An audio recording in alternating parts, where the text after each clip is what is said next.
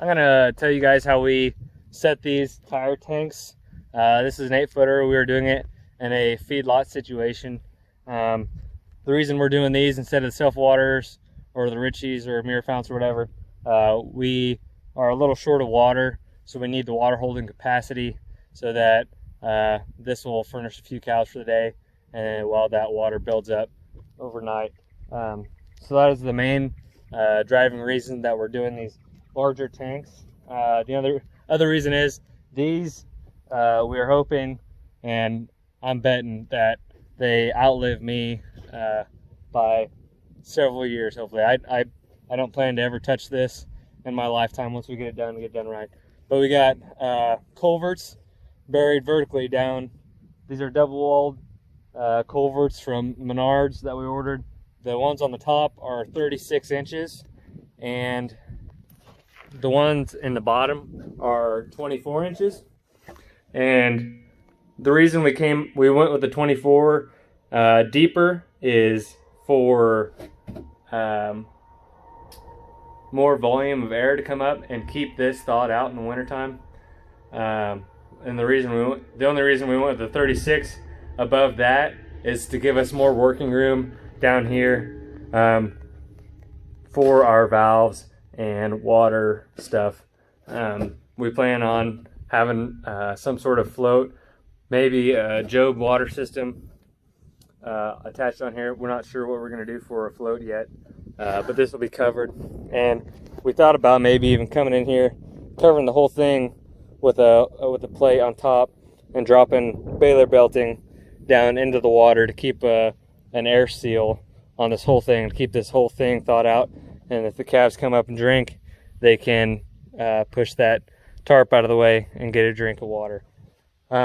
So first thing we did was we dug a hole with that backhoe over there. There's a small backhoe.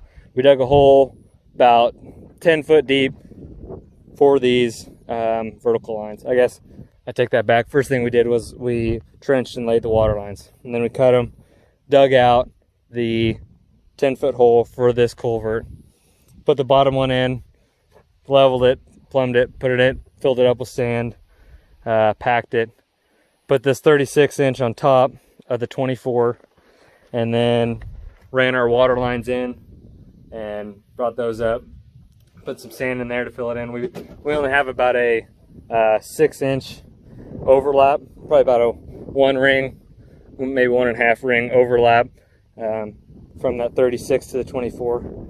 Not a whole lot, but then we filled that in with sand, and then we came in with sand and leveled this whole spot with our skid steer.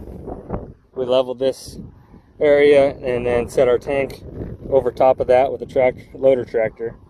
Once we did that, we picked it up with the skid steer forks, packed sand underneath it all around a couple times until we got it perfectly level.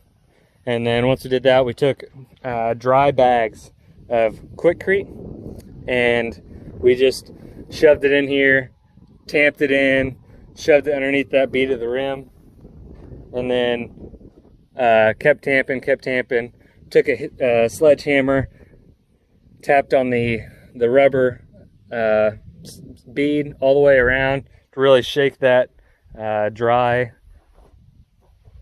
concrete down in there and make sure it sets tight. And then we went and smoothed it out with our hand. That was all dry bags we did that with.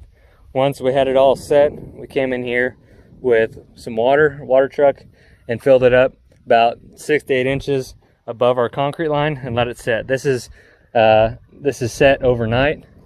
We haven't had any leak so far. I don't plan to have any leaks. We did this with a 15-foot tire tank out in a pasture of ours, and it didn't have this culvert in the center, but we filled the whole center with this Quickcrete, filled it up with water, and it's been holding water all summer long. I watched a couple videos. That seems to be how everybody does it, is fill that up with dry concrete and then fill it up with water, let it sit for a while. So after this, we're going to put a concrete platform here, skirt it around, and we're going to dig a footer on this. We were fortunate enough to have these old grain bin sides that were on an old farmstead of ours. And so we unbolted these, and we're gonna bolt them back together, and that'll be our form for our footer, or when we dig our footer, that'll be our former on the outside to make our pad nice and round and clean looking for this. That one we dug over there, we already dug the forms for, and I will go over there and show you what those look like. Now this is what the footer looks like dug out. This is plenty deep.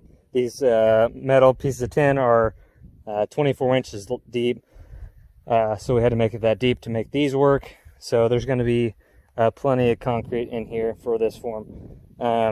This form is 24 foot wide, and the tire is 8 foot around, so, or 8 foot wide, the diameter. So I roughly figured for this, with the footer and the slab, about 7 inches of concrete for the slab. I'm gonna have, what was it, 11 to 12 yards of concrete on this whole pad. So quite a bit. I think I'm gonna try to cut that back on the next one we do. I'm gonna dig out a little bit further this way so my footer isn't so darn big, but it's about 2 foot by 2 foot, which is plenty. But we're also gonna be setting hog wire panels in here for metal sturdiness, so to reinforce the concrete instead of rebar. But you can see we did the same thing here. Set our posts for our overheads coming in above this water.